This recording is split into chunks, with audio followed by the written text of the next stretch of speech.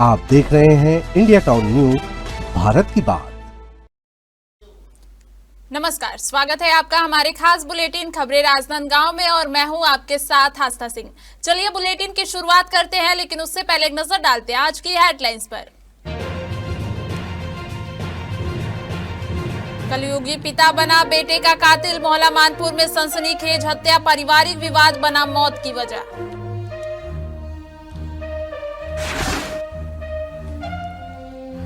राजनांदगांव में महिला सुरक्षा पर प्रदर्शन, महिला आरक्षक के साथ बर्बरता पर आक्रोश, सरकार की चुप्पी पर नाराजगी बढ़ी।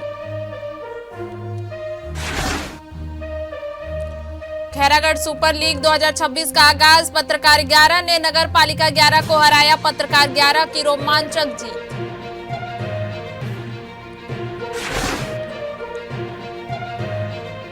राजनांदगांव प्रीमियर लीग शुरू, म्युनिसिपल मैदान में रात्रिकालीन क्रिकेट, हर दिन 5 रोमांचक मैच।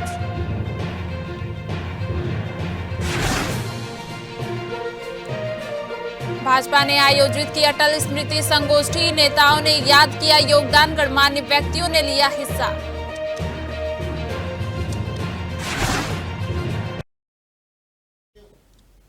चलिए बढ़ते हैं खबरों की ओर। राजनांदगांव शहर के नंदई चौक में गौरी शंकर महिला मंडल के तत्वाधान में महाशिवपुराण कथा का आयोजन किया जा रहा है। कथा की शुरुआत के अवसर पर नंदई चौक से कलश यात्रा निकाली गई, जिसमें बड़ी संख्या में महिलाओं और श्रद्धालुओं ने उत्साहपूर्वक भाग लिया। महिला मंडल की सदस्यों ने बताया कि नए साल के अवसर पर कुछ नया और धार्मिक आयोजन करने का निर्णय बैठक में लिया गया था। इसी निर्णय के तहत महाशिवपुराण कथा के आयोजन का प्रस्ताव रखा गया, जिसे सर्वसम्मति से स्वीकृति मिली। कलश यात्रा नंदई चौक से प्रारंभ होकर कथा स्थल तक पहुंची। यात्रा के दौरान श्रद्धालु भक्ति गीतों और जयघोष के साथ वातावरण को भक्तिमय बनाते नजर आए। महिलाओं ने पारंपरिक परिधान पहनकर सिर पर कलश धारण किए हुए यात्रा में सहभागिता की। महाशिवपुराण कथा को सुनने के लिए आसपास के क्षेत्रों से भी बड़ी संख्या में लोग पहुंच रहे हैं, जिसे देखते हुए कथा स्थल पर श्रद्धालुओं की सुविधा के लिए समुचित व्यवस्था की गई है। ये बड़े सौभाग्य की बात है, वार्ड नंबर 48 नंदई में महिलाओं के प्रयास से शिव पुराण की कथा रखी गई है। ये बहुत दिनों से उनकी इच्छाएं थी कि नंदई के प्रांगण में एक महाशिव पुराण की कथा हो, और उस प्रयास को अब ये मूर्त रूप दे रहे हैं सिमगा के आचार्य श्री शरण जी त्रिवेदी जी।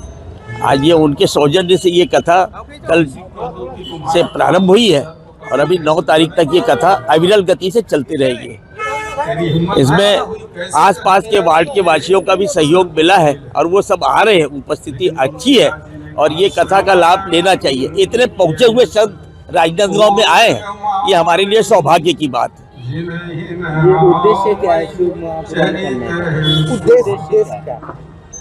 ये हमारे नंदई में एक बहुत प्राचीन मंदिर है शंकर जी की, उसका जीर्णोद्धार कराने के बाद से उसकी दिन प्रतिदिन उपस्थिति वहाँ बढ़ने लगी। तो ऐसा एक विचार महिलाओं के मन में आया कि इस जब इतनी उपस्थिति और इतना है हमारे नंदई में, ये सौभाग्य की बात है कि शिव जी की प्रतिमा है, तो क्यों ना उसकी एक शिव पुराण की कथा कराई जाए। छुरिया के स्थानीय साहू धर्मशाला में भारतीय जनता पार्टी द्वारा विधानसभा स्तरीय अटल स्मृति संगोष्ठी का आयोजन किया गया। इस अवसर पर पार्टी के वरिष्ठ नेता और गणमान्य व्यक्तियों ने हिस्सा लिया। संगोष्ठी में मुख्य वक्ता के रूप में वरिष्ठ भाजपा नेता खूबचंद पारख ने अटल बिहारी वाजपेयी के व्यक्तित्व और राष्ट्र निर्माण में उनके योगदान पर विस्तार से चर्चा की। उन्होंने कहा कि अटल बिहारी वाजपेयी अपनी दूरदर्शिता और कुशल नेतृत्व के लिए जाने जाते थे। उन्होंने छत्तीसगढ़ राज्य के विकास में अटल बिहारी वाजपेयी द्वारा किए गए ऐतिहासिक कार्यों का जिक्र किया, जिसमें प्रधानमंत्री सड़क योजना और ग्रामीण क्षेत्रों तक विकास की पहुंच सुनिश्चित करना शामिल है। आईपीएल की तर्ज पर आयोजित खैरागढ़ सुपर लीग 2026 का शानदार आगाज राजा फतेह सिंह खेल मैदान में हुआ। रात्रिकालीन प्रतियोगिता में उद्घाटन मुकाबला पत्रकार 11 और नगर पालिका 11 के बीच खेला गया, जिसमें रोमांच अंतिम ओवर तक बना रहा। टॉस जीतकर पहले बल्लेबाजी करने उतरी नगरपालिका 11 ने 5 ओवर में 4 विकेट के नुकसान पर 65 रन का मजबूत स्कोर खड़ा किया। लक्ष्य का पीछा करने उतरी पत्रकार 11 ने शानदार खेल दिखाते हुए 1 विकेट खोकर 2 गेंद शेष रहते हुए मुकाबला जीत लिया। पत्रकार 11 की जीत के नायक रहे यथार्थ सिंह, जिन्होंने 45 रनों की विस्फोटक पारी खेली और एक ही ओवर में 5 छक्के जड़कर दर्शकों का उत्साह बढ़ा दिया। उनके शानदार प्रदर्शन के लिए उन्हें मैन ऑफ द मैच का पुरस्कार दिया गया। उद्घाटन मुकाबले के साथ ही खैरागढ़ सुपर लीग 2026 ने क्षेत्र के खेल प्रेमियों के बीच जबरदस्त उत्साह और उमंग पैदा कर दी है। जिले के कुमारदल्ली गांव से एक दिल दहला देने वाली घटना सामने आई है, जहां एक कलयुगी पिता ने अपने ही बेटे की बंदूक से गोली मारकर हत्या कर दी। घटना के बाद पूरे गांव में मातम पसरा हुआ है। दरअसल यह पूरा मामला अंबागढ़ चौकी थाना क्षेत्र के कुमारदल्ली गांव का है। यहां पारिवारिक विवाद के दौरान एक पिता ने अपने 22 वर्षीय बेटे की गोली मारकर हत्या कर दी। पुलिस के मुताबिक आरोपी अपनी पत्नी के साथ गांव से लगे जंगल किनारे स्थित ईंट भट्ठे पर काम करता था। बीती रात किसी बात को लेकर उसका अपनी पत्नी से विवाद हो गया। विवाद की जानकारी पत्नी ने अपने बेटे शेखर को दी, जिसके बाद शेखर मौके पर पहुंचा और अपने पिता को समझाने का प्रयास करने लगा। इसी दौरान आक्रोश में आकर आरोपी पिता ने बंदूक से शेखर के सीने पर गोली चला दी, जिससे उसकी मौके पर ही मौत हो गई। घटना को अंजाम देने के बाद आरोपी मौके से फरार हो गया। पुलिस ने मामले में मर्ग कायम कर जांच शुरू कर दी है और फरार आरोपी की तलाश में जुट गई है। राजनांदगांव में अग्रवाल समाज के द्वारा आयोजित जीर्ण माता महोत्सव का आयोजन इस वर्ष भी धूमधाम से किया जा रहा है। यह 2 दिवसीय कार्यक्रम है जो हर साल नववर्ष के अवसर पर बड़े उत्साह के साथ मनाया जाता है।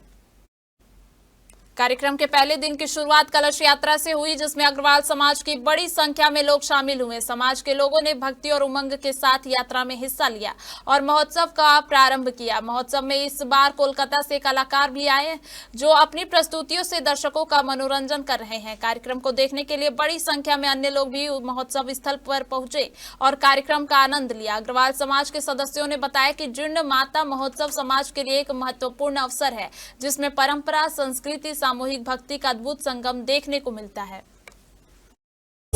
श्री जीर्ण माता सेवा समिति के द्वारा ये 9वां वर्ष है जीर्ण माता जी का उत्सव का, और ये 2 दिवसीय कार्यक्रम है। कल हमने भव्य शोभा यात्रा सत्यनारायण धर्मशाला से निकाली थी, उदियाचल जीर्ण धाम पहुंची थी।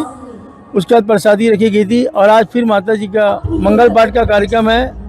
अमरावती की मंगल पाठ की गायिका श्रीमती संगीता खंडेलवाल के द्वारा और कलकत्ता के कलाकारों के द्वारा नित्य नाटकों के साथ यह कार्यक्रम हो रहा है।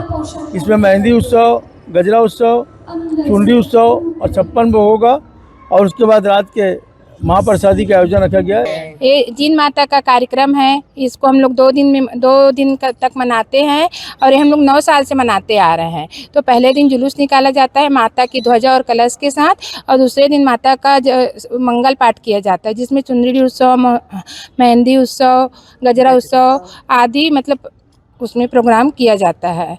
इसमें सभी भक्त बढ़ चढ़ कर भाग लेते हैं और माता का गुणगान करते हैं। आज किनके द्वारा प्रस्तुत? आज संगीता खंडेलवाल अमरावती से आई है, नित्य नाटिका द्वारा, उनका कलकत्ता के द्वारा उनका कार्यक्रम है। वक्त हो चुका है एक छोटे से ब्रेक का। बने रहिए इंडिया टाउन न्यूज के साथ। कभी कभी चेहरे का छुपा दर्द दुनिया नहीं देख पाती है। दाग, मुहासे, झाइयाँ सब आपके आत्मविश्वास को कम कर देता है, पर अब नहीं, क्योंकि Rukhsana glow and fair face pack जो दे आपकी स्किन को वो प्यार जो सिर्फ प्रकृति दे सकती है। हर लेयर को साफ करे, हर दाग को करे हल्का और आपकी मुस्कान फिर से लौटाए, because you deserve to glow naturally. Rukhsana herbal beauty product Amazon, Meesho और फ्लिपकार्ट में भी उपलब्ध। अमीन मोटर्स उड़ान ई रिक्शा छत्तीसगढ़ का नंबर 1 ई रिक्शा शोरूम, जहां आपको सभी प्रकार के ई रिक्शा के वैरायटीज उपलब्ध मिलेंगे। हमारा ई रिक्शा काफी मजबूत है और ये सालों साल चलता है, तो आज ही घर ले आइए आरटीओ इंश्योरेंस के साथ। हमारा पता है अमीन मोटर्स, प्यारेलाल चौक, जीई रोड, न्यायालय के पास, राजनांदगांव। 9827 174038 7724047008। राजनांदगांव जिले में लगातार बढ़ती चाकूबाजी की घटनाओं ने सुरक्षा को लेकर सवाल खड़े कर दिए हैं।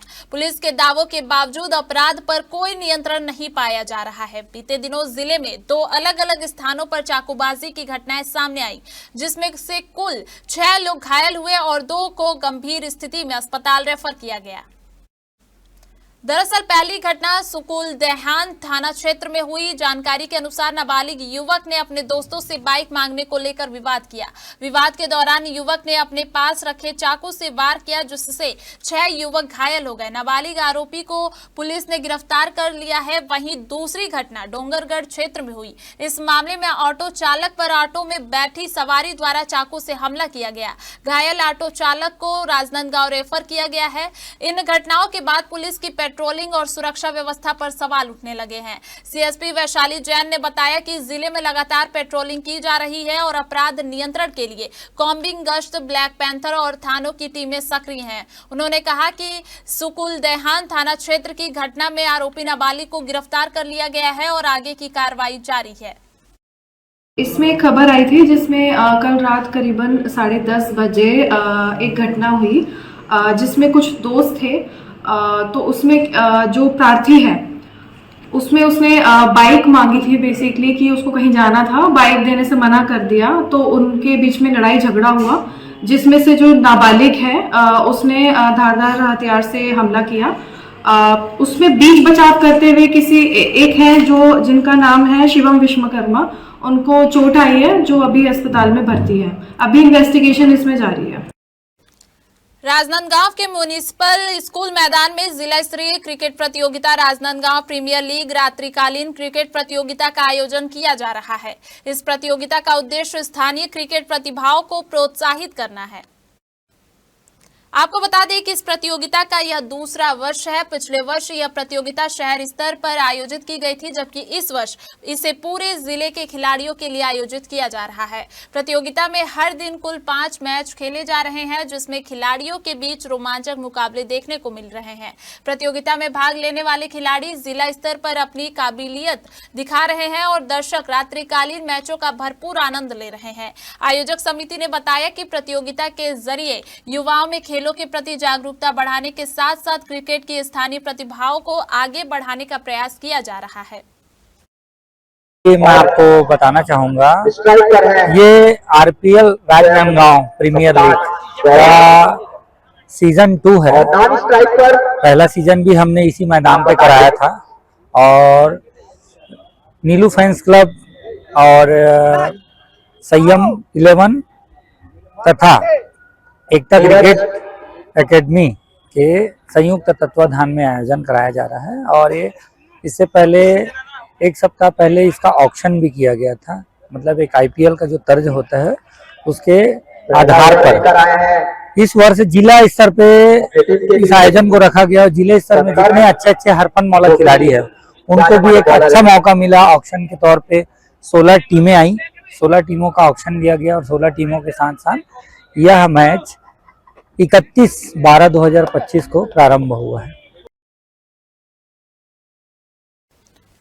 रायगढ़ जिले के तमनार में महिला पुलिस आरक्षक के साथ हुई बर्बर घटना को लेकर प्रदेश में गहरा आक्रोश है। इस जघन्य कृत्य के विरोध में और भाजपा शासन की चुप्पी के खिलाफ अजीत जोगी युवा मोर्चा ने जोरदार प्रदर्शन किया।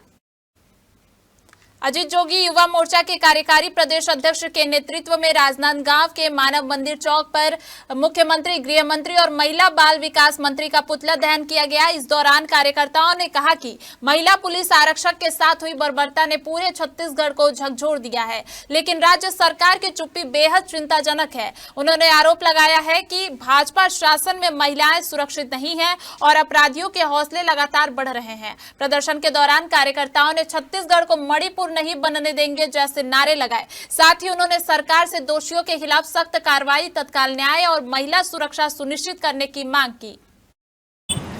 छत्तीसगढ़ के तमनार में हुए महिला पुलिस आरक्षक के साथ में बर्बरता के विरोध में आज राजनांदगांव जिले के मानव मंदिर चौक पर जोगी कांग्रेस के द्वारा उग्र प्रदर्शन किया गया है। इस प्रदर्शन में आपको बता दें कि छत्तीसगढ़ के वर्तमान के मुख्यमंत्री विष्णुदेव साय, गृह मंत्री विजय शर्मा और महिला एवं बाल विकास मंत्री लक्ष्मी राजवाड़े तीनों का पुतला फूका गया है। जिस प्रकार से पुलिस के आग के नीचे में ही तीनों के पुतले को जला दिया गया है। मामला क्या है पूरे विस्तार से बताएंगे और इस घटना को लेकर के अब तक के इसमें किसी भी प्रकार से कार्रवाई सुनिश्चित नहीं हो पा रही है। जिस प्रकार तमनार में, रायगढ़ के तमनार में माहौल बना हुआ है, जैसे कि आप लोग सब जानते हैं कि पूरे हिंदुस्तान में सिर्फ भारत माता को माता और उसके बाद सिर्फ हमारा छत्तीसगढ़ राज्य है जिसे छत्तीसगढ़ महतारी का दर्जा दिया गया है। और ऐसे शांति के टापू हमारे छत्तीसगढ़ में तमनार में एक महिला पुलिस आरक्षक के साथ उसकी वर्दी को फाड़ा गया और जिस तरीके के शर्मनाक हरकतें की गई और वीडियो बना के जिस तरीके को वायरल किया गया उसका अजीत जोगी युवा मोर्चा पुरजोर विरोध करती है। और दूसरी बात ये, जब इतनी बड़ी सरकार बड़े बड़े खोखले दावे ट्रिपल इंजन की सरकार का दावा करते हैं तो ये माहौल कैसे बने। तीसरा बात ये, जब हिंसक वहां पे कार्रवाई हो सकती थी, विजय शर्मा जी हमारे गृह मंत्री हैं, विष्णुदेव साय मुख्यमंत्री उसी क्षेत्र से आते हैं, ओपी चौधरी उसी क्षेत्र से आते हैं और महिला बाल विकास मंत्री लक्ष्मी राजवाड़े वो एक पुलिसकर्मी को नौकरी से निकलवा देती है। आज साइलेंट क्यों है, खामोश क्यों है, जब इतनी बड़ी घटना हमारे छत्तीसगढ़ में एक महिला अस्मिता के साथ घट गई है। और साथ ही इसके पहले भी सतनामी समाज का विरोध प्रदर्शन पूरा कलेक्टर और एसपी बुक दे गया। ये किस तरीके के विजय शर्मा किस तरीके के छत्तीसगढ़ को संभाल रहे, मैं जानना चाहता हूँ कि वहां पे इतनी बड़ी घटना घट गई, इतने कम पुलिसकर्मियों को भेजा गया और महिला पुलिसकर्मी को भेजा गया। शर्म आनी चाहिए विजय शर्मा जी को, तत्काल प्रभाव से इस्तीफा देना चाहिए और विष्णुदेव साय जी को भी इस्तीफा देना चाहिए। साथ ही तुरंत प्रभाव से कलेक्टर और एसपी को वहां के बर्खास्त कर देना चाहिए। सरकार पहले भी महिला सुरक्षा और महिला सशक्तिकरण की बात करती है, लेकिन तमनार में हुए इस घटने को लेकर के महिला सुरक्षा और सशक्तिकरण पर गंभीर सवाल उठते जा रहे हैं। क्या कहेंगे? सरकार सिर्फ महिलाओं का एक चीजें बात करती है, एक हाथ से 1000 रुपये उनके अकाउंट में डाल रहे महतारी वंदन के नाम पे, गैस सिलेंडर महंगा कर दिया है और तमाम चीजें महंगी है। आज जब जाके आप घर के पास जाके उनके हालात को देखेंगे, आज आप 1000 रुपये में कोई गुजारा नहीं हो सकता, किसी कीमत में नहीं हो सकता।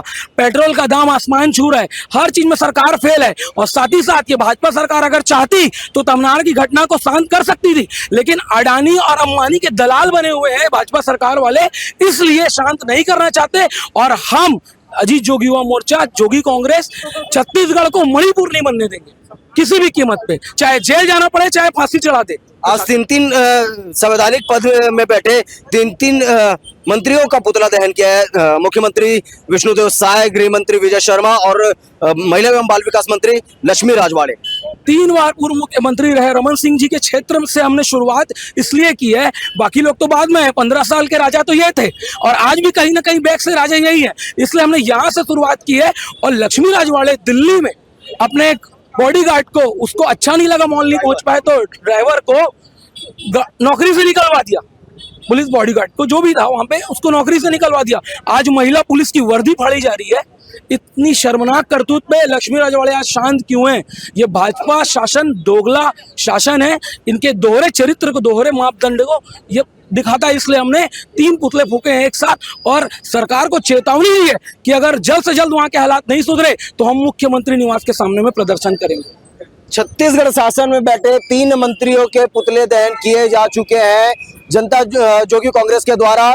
मुख्यमंत्री विष्णुदेव साय, गृह मंत्री विजय शर्मा और महिला एवं बाल विकास मंत्री लक्ष्मी राजवाड़े, तीनों का पुतला फूंक दिया गया है। अब देखना तो ये होगा कि तमनार में हुए इस घटना को लेकर के प्रशासनिक स्तर पर किस प्रकार से कार्रवाई होती है या फिर फाइलों की कागज में ये मामला फिर से दबते हुए नजर में आता है। कैमरा पर्सन विश्वनाथ दिवांगन के साथ India town news, Saurabh Tamrakar, Rajnandgaon.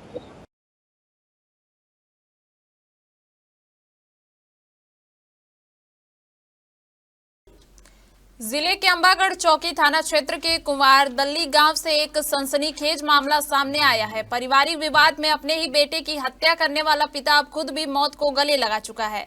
Police ने आरोपी पिता संत कुमार का शव गांव के पास जंगल में एक पेड़ से लटका हुआ पाया। आपको बता दें कि संत कुमार और उसकी पत्नी के बीच किसी बात को लेकर विवाद हुआ था। इसी विवाद को सुलझाने पहुंचे 22 वर्षीय बेटे को संत कुमार ने गुस्से में आकर बंदूक से गोली मार दी, जिससे उसकी मौके पर ही मौत हो गई। वारदात के बाद आरोपी पिता बंदूक लेकर जंगल की ओर फरार हो गया। पुलिस ने उसकी तलाश शुरू कर दी थी। इसी दौरान पुलिस को गांव के पास ही जंगल में एक पेड़ पर संत कुमार का शव फांसी के फंदे से लटका हुआ मिला। पुलिस ने मौके पर पंचनामा कार्रवाई कर शव को पोस्टमार्टम के लिए भेज दिया है। हमारे राजनांदगांव के बुलेटिन में फिलहाल इतना ही। देखते रहिए इंडिया टाउन न्यूज, भारत की बात। नमस्कार। आप देख रहे हैं इंडिया टाउन न्यूज, भारत की बात।